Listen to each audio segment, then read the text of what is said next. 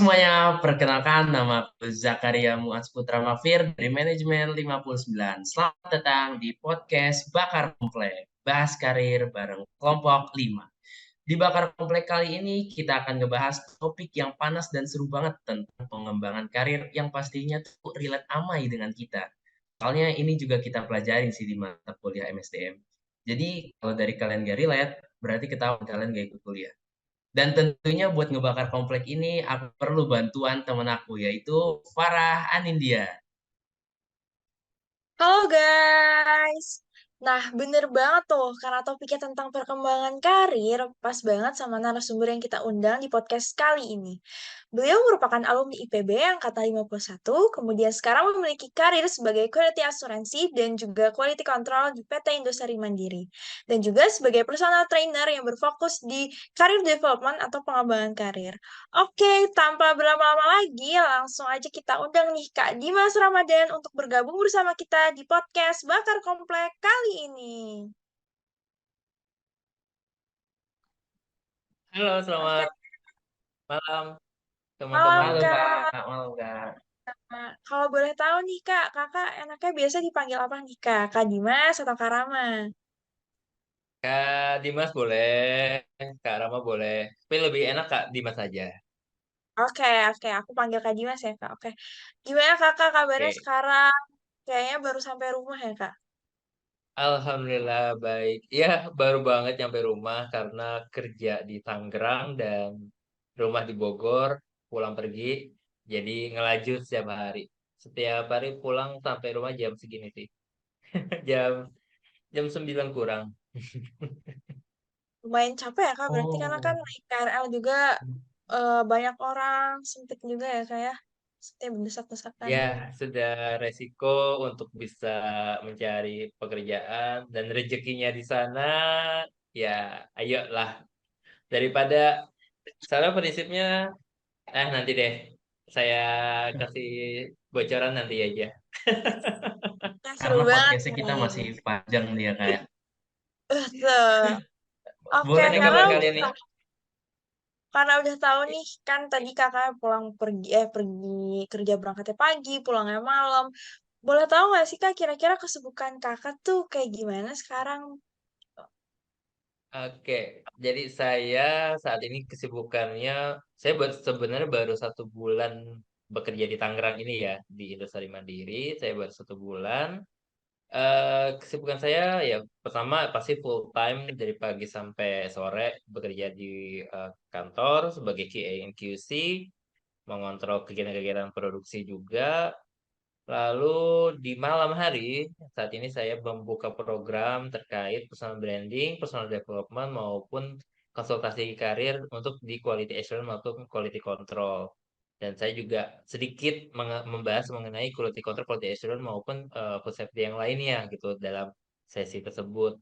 Itu di setiap malam jika ada yang apa namanya bergabung itu kita menjadwalkan di malam hari kalau ketika weekend, sorry, ketika weekdays gitu. Tapi kalau di weekend itu saya menjadwalkan dari sore. Dan kebetulan di bulan ini cukup full untuk apa namanya program tersebut dan lagi ada project juga oleh salah satu platform training kita membuat sebuah video juga. Tuh. Jadi itu ya coba diatur-atur jadwalnya jadinya lumayan capek tapi ya seru juga sih sama kegiatan-kegiatan kayak gini. Apalagi ketemu teman-teman mahasiswa di sini. Jadi Oh jiwa Kak, mau mahasiswanya nanya dong datang Kak. lagi nih. Iya bener ya. Masih jiwa mahasiswanya ya kan.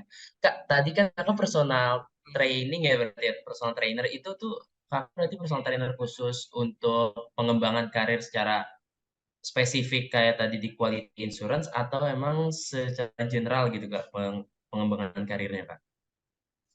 Oke. Kalau ada teman-teman yang dari divisi lain atau pemintahan yang lain mau konsultasi ke saya, ayo gitu. Cuma memang dominannya itu teman-teman yang mau berkarir di quality memang. Mau itu quality assurance untuk pangan, quality control pangan ataupun untuk farmasi, terus quality control quality assurance untuk yang manufaktur lain gitu. memang ada juga, tapi ada juga yang memang general ke misalnya mau ke HR, ke accounting dan sebagainya gitu. Jadi saya membuka memang untuk general juga dan lebih berfokus teman-teman yang QA QC-nya itu.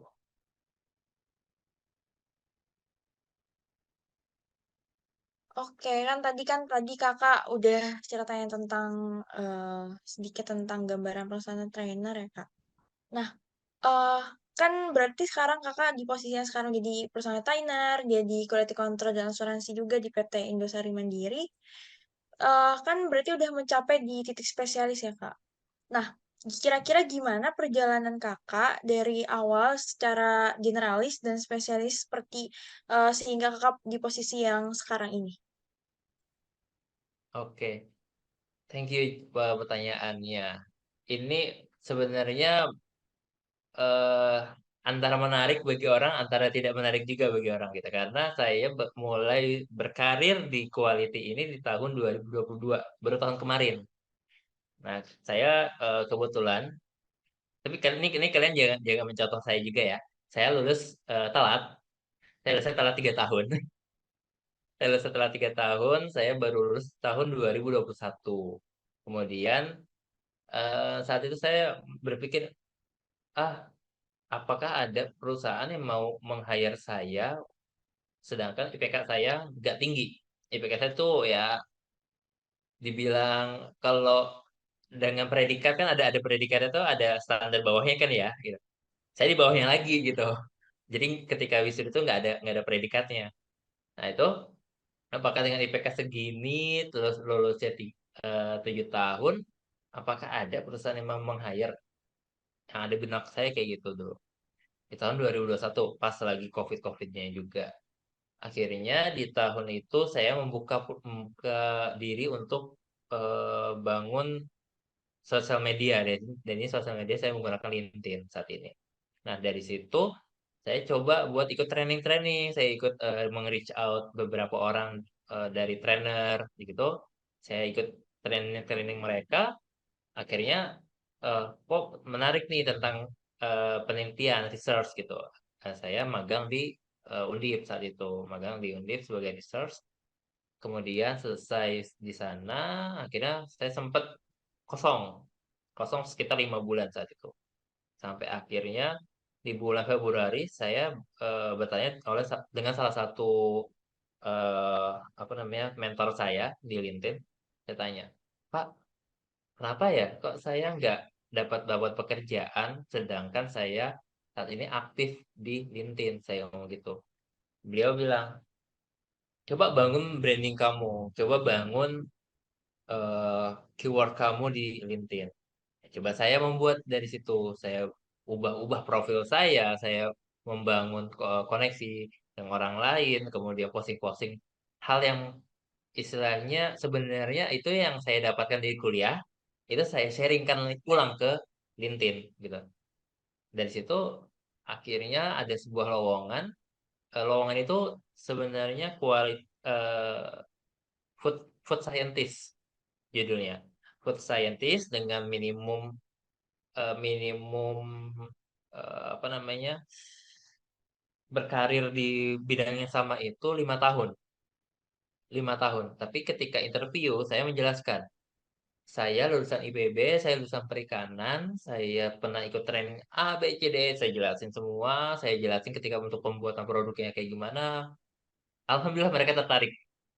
Hari Sabtu saya dapat kabar untuk interview untuk hari Senin. Hari Senin sore saya interview jam 4 sore. Jam 5 sore selesai. Saat itu juga dapat offering. Setelah itu dapat offering, nego gaji. Karena saya itu fresh grade ya, jadi fresh grade ya udahlah terima aja dulu gitu.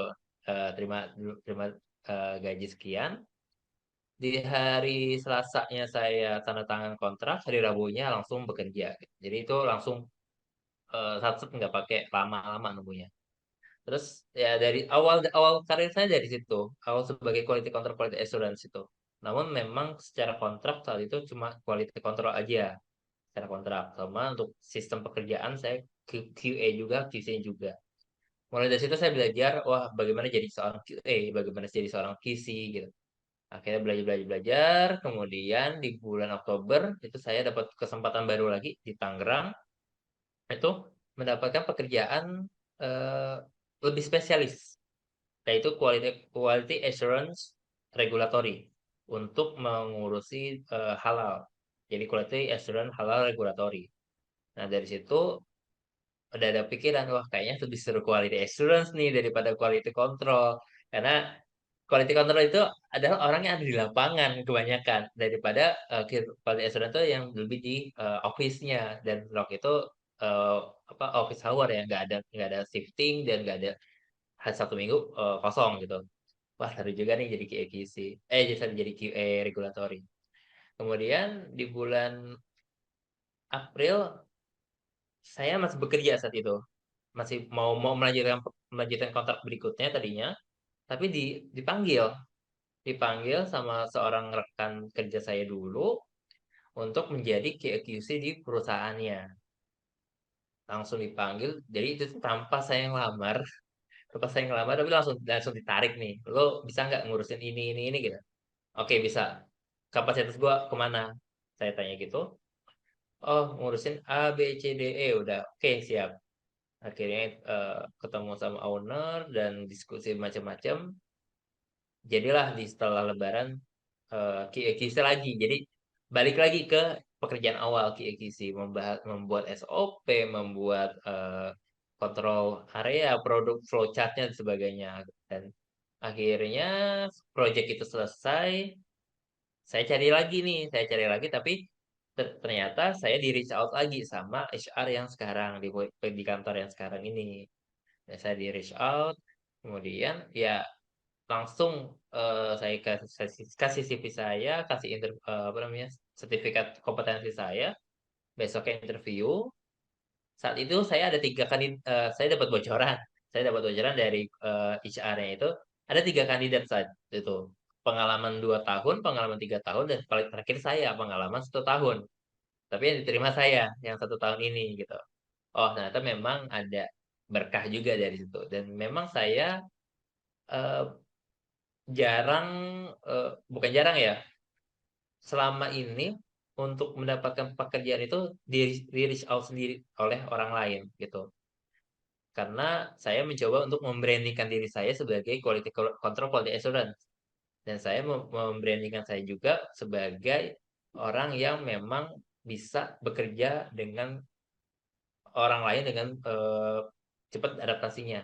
Dan dari situ saya belajar lagi bahwa membangun branding itu lebih penting ketimbang kita harus memperbaiki sorry, kita memperbaiki CV, cuma kita membrandingkan diri kita sebagai yang bisa dibilang spesialisasi di bidangnya itu lebih baik, dan kita reach out atau kita di reach out oleh user itu lebih keren lagi. Padahal misalnya Zaka di memberanikan diri sebagai accounting gitu. User accounting akan melihat, oh ternyata Zaka ini punya potensi, jadi akan di reach out langsung, nanti ditanyakan opportunity-nya, baru kalau Zaka oke, bisa di rekrut langsung kayak gitu. Itu sedikit perjalanan karir saya yang memang kalau orang lain melihat kutu loncat. Saya Iya, kalau udah ngomongin Koto loncat pasti konotasinya ke IPB, karena IPB dominannya kayak gitu. iya, iya. Makanya tadi juga mikir, kok dari FP kok kayaknya lebih ke manajemen, ya quality control, lebih ke produksi dan operasi ya kayak. Karena memang masih masih relate sih, karena masih relate karena Ya. kalau Oh. di departemen saya kan teknologi hasil perairan itu mempelajari tentang quality control, quality assurance juga untuk Oh. seafoodnya, seafood product. Cuman saat ini memang saya malah spesialisasinya ke food industry, yang mana itu lebih luas lagi, nggak cuma di seafoodnya aja. Oke, berarti tadi kan kakak ketemu sama mentor kakak ya kak di LinkedIn. Ketemu mentor, abis itu kakak nge-apply, itu yang berarti yang pertama kali kakak nge-reach out, bukan di reach out gitu kak. Eh, Untuk yang saat itu saya reach out, saya oke. mengapply saat itu. Cuma Berarti itu pertama kali, selanjutnya baru di reach out. Ya, pertama kali mereach out langsung masuk gitu kayak. ya alhamdulillah dalam hitungan hari, karena memang butuh cepat juga saat itu. Hmm, iya, iya. Tapi ada nggak sih Kak yang jadi pengalaman kerja atau proyek tertentu yang berperan banget dalam mungkin jadi turning point-nya Kakak yang sekarang gitu dari Oke. pengalaman sebelumnya gitu. Jadi ada dua. Kalau yang saya rasakan untuk poin pertama itu terkait regulasi halal. Karena saya pernah mengurusi dokumentasi halal, pengedaptaran halal di perusahaan pertama, kemudian di perusahaan kedua saya seperti yang perusahaan pertama juga ngurusin hal lebih lebih spesifik ke halal, kemudian di perusahaan ketiga juga halal, dan sekarang juga ngurusin halal lagi. Jadi itu semacam eh, base point saya untuk menjual diri saya tentang halal assurance. Setidaknya saya memahami alurnya, prosedurnya, dokumen apa aja yang kita butuhkan itu dari situ. Dan pertama kali juga saya mendaftarkan produk halal yang tercepat itu dari dalam 1 tahun ini, yang tercepat itu sekitar 1 bulan dari saya apply ke sistem di Kementerian Agama, kemudian apply di sistem LPH-nya, terus pembayaran sampai akad, sorry, pembayaran atau akad sampai fatwa itu sekitar 1 bulan. Itu semacam menjadi best point dan best practice saya untuk atau KPI saya lah istilahnya, KPI saya itu bisa lebih apa ya, memberikan Ini. poin lebih ke perusahaan selanjutnya gitu. Nah, itu pertama. Yang kedua adalah saya membangun sistem dan SOP. Dari, dari beberapa perusahaan itu saya belajar membuat sistem. Oh, ternyata sistem seperti ini cocok di perusahaan ini. Sorry, di industri seperti ini. Kalau sistem seperti ini cocok di industri seperti ini. Jadi mempelajari sistem itu nggak cuma satu satu industri aja. Jadi saya beberapa industri itu saya mempelajari juga SOP-nya, saya bikin buat sorry, saya buat sesuaikan dengan areanya, saya membuat sesuai dengan kondisinya kayak gitu. Itu dua hal yang menjadi project dan eh, KPI saya selama bekerja sampai saat ini. Jadi lebih ke indikator Kakak saat itu ya Kak. Nah, Kak, Kakak kan di sini kan jadi yang menarik kan ada dua POV ya Kak, Kakak sebagai coach, Hmm. Kakak sebagai pelaku karir gitu. Ada nggak sih Kak, kendala dari sudut pandang Kakak sebagai coach dan pandang Kakak sebagai pelaku karir tentang eh, yang jarang banget orang alamin, yang jarang banget orang ketahuin tentang saat atau sesudah memulai karir gitu. Oke, ketik saat ini yang menjadi kendala adalah memang dari sisi waktu sih ya. Dari sisi waktu gimana cara untuk mengatur waktu dengan klien A, dengan klien B, dengan klien C, dengan pekerjaan utama. Itu sebenarnya yang menjadi eh, bukan kendala sih, tantangan gitu. Tantangan untuk bisa lebih baik lagi untuk memberikan servisnya. Kayak gitu sih, Daka.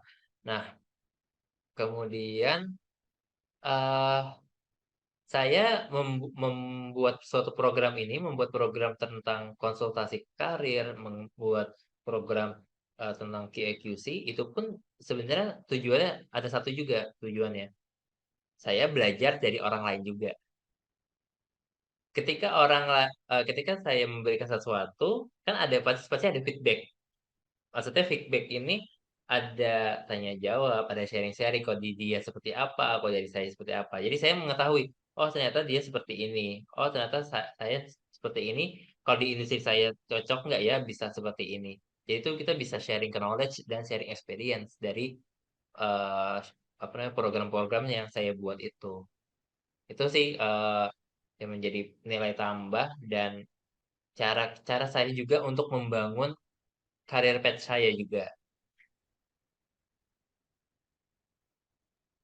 Oke, kan tadi kan udah dibahas kendalanya ya, Kak. Tadi kan juga udah dikasih tahu cara solusinya kayak Kakak juga membuat kayak program konsul karir ke QI, QC.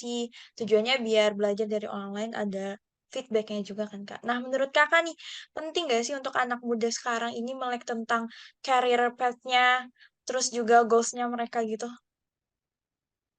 Jelas, jelas. Apalagi kelas mahasiswa ya, istilahnya dari status mahasiswa itu sudah coba dibangun. Saya ketika lulus mau jadi apa? Itu yang saya miss dari ketika kuliah. Karena ketika kuliah cuma mikirnya kuliah, pulang, praktikum, kuliah, pulang gitu. Jadi istilah 24 jam itu cuma buat kuliah, praktikum. Ya memang kalau sekarang memang sistemnya udah berubah ya, sistem MBKM dengan kita magang dan sebagainya gitu. Kalau dulu kan hampir praktikum itu hampir 3 jam, 4 jam sehari gitu. Apa namanya praktikum ya.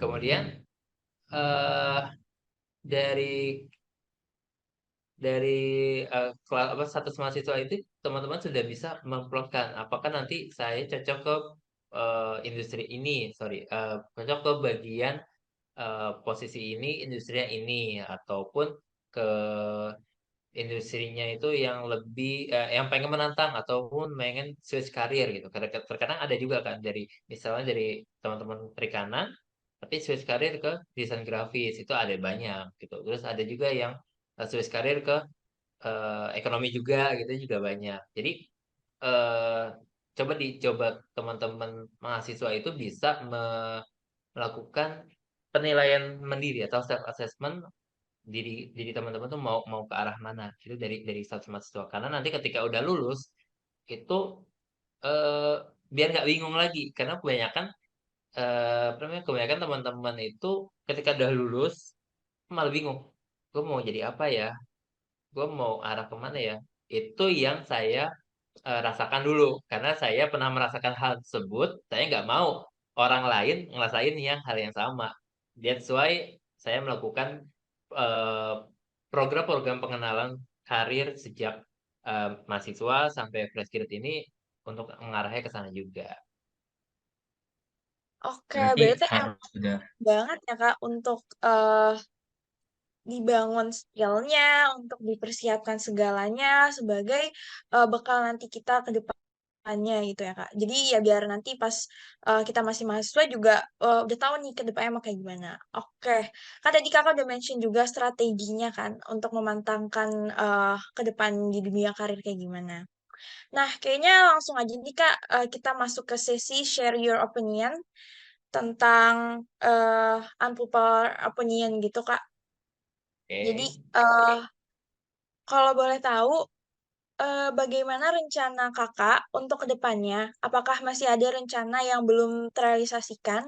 Kayak targetnya gitu, Kak? Oh, kalau ngomongin target banyak, banyak target. Pengen ini, pengen itu, pengen ini, pengen itu banyak banget. Cuma memang step by step lah ya. Step by step kita nggak bisa memaksakan wah tahun ini targetnya harus kelar ya kita nggak dari situasinya juga kalau situasinya memungkinkan ya bisa aja selesai kalau nggak memungkinkan ya cobalah diundur. Jadi saya memang sudah membuat sebuah timeline bahwa 5 tahun ke depan tuh saya mau jadi apa sih, timeline tahun pertama apa, tahun kedua saya mau ngapain, tahun ketiga saya mau ngapain, tahun keempat ke tahun kelima. Bahkan nanti tahun depan resolusinya adalah 10 tahun atau 20 tahun ke depan tuh fokusnya kemana gitu. Karena dalam 2 tahun ini saya sudah menggeluti bidang quality control, quality assurance gitu kan. Jadi udah, oh berarti udah tahu nih terpatri saya ke depannya pasti akan melangkah di bidang ini gitu, di bidang quality. Nah, untuk posisi apa aja, maksudnya ya entah itu nanti akan meningkat dalam 3 tahun ini masih staff ya istilahnya masih staff tapi staff rasa supervisor lah sekarang staff rasa manager. Nah jadi 2 tahun dari tahun depan mau jadi apakah jadi supervisor apakah jadi manajernya apakah jadi apa itu emang sudah ada gambaran-gambaran itu target-targetnya masih ada. Tadi berarti unpopular opinion tentang career development yang jarang banget orang ketahui itu apa, Kak? Saya eh tentang kok saya pribadi tentang switch karir sih, karena switch karir itu saya nggak terlalu mau mendalami banget karena posisinya saya masih relate nih, saya masih relate dengan dengan eh, background dari pendidikan juga gitu. Itu sih yang ya bisa dibilang tentang switch karir masih kurang memahami. Oke, boleh dong Kak kasih kata-kata, mungkin kata-kata petua atau mungkin petua-petua buat kita kita Kak mahasiswa Kak untuk persiapan karir ke depan gimana Kak dari Kak? Oke, jadi selama teman-teman masih menjadi mahasiswa, itu coba teman-teman memanfaatkan waktu, memanfaatkan kondisi teman-teman untuk menggali potensi diri teman-teman dari eksternal maupun internal. Jadi eksternal internal itu maksudnya dari dalam kampus, dari departemen sendiri masing-masing, dan dari eksternal dari luar, dari ikut kegiatan-kegiatan volunteering, ikut kegiatan organisasi dan sebagainya. Nah, dari situ. Dan teman-teman bisa membangun network juga melalui LinkedIn. Nah, dari sini saya bukan dibayar oleh LinkedIn ya saat ini ya. Saya bukan bukan bukan orang yang mempromosikan yang gimana-gimana tentang LinkedIn, tapi saya mendapatkan manfaatnya itu semua dari LinkedIn salah satunya. Karena saya mengembangkan potensi saya itu ya mengeksplor diri saya dari sana semua. Dan teman-teman tuh jangan terlalu fokus pada wah ketika kita mencari pekerjaan atau tempat magang itu yang kita reach out itu cuma HR-nya aja. Padahal nggak cuma HR aja yang akan me-reach out, tapi headhunter, terus user di bidang masing-masing itu yang akan melihat dan akan apa ya namanya menjadi partner teman-teman. Nah, ketika teman-teman butuh banget sama yang pekerjaan, carilah orang dalam. Orang dalam dalam hal ini adalah bukan orang dalam yang akan membantu misalnya Farah pengen masuk ke accounting di perusahaan Mayora misalnya, taruhlah. Ada teman di sana langsung masuk yang bukan kayak gitu, tapi dengan seleksi yang sesuai kriterianya dan sesuai dengan kemampuan Farah juga nantinya. Jadi orang dalam ini adalah orang yang memberikan insight ataupun memberikan arahan. Wah, di perusahaan ini lagi buka, coba ke sana. Oh, di sini. Nah, itu termasuk dalam tanda kutip orang dalam. Itu banyak di LinkedIn dan semua orang di LinkedIn itu orang dalam.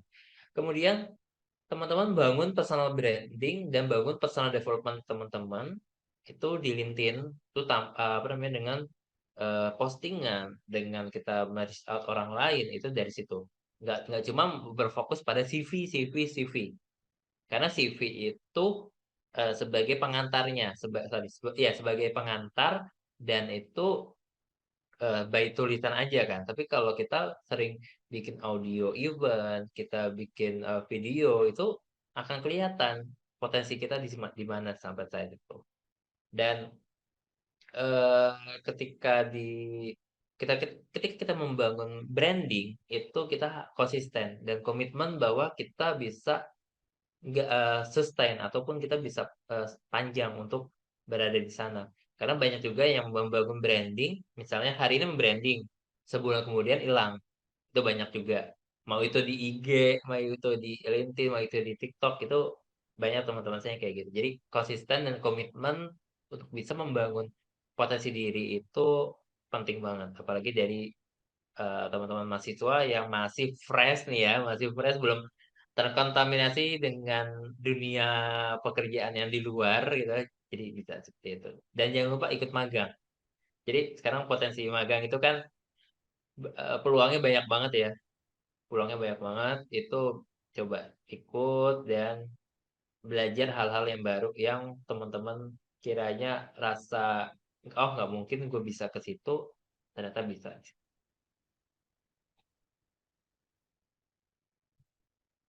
Oke, berarti dapat aku simpulkan ya Kak, untuk keseluruhannya bahwa career development itu penting. Kita harus bangun personal branding juga itu juga penting dari mahasiswa. Kita harus persiapin apa yang strategi dan cara untuk kedepannya untuk mengembangkan karir ya Kak.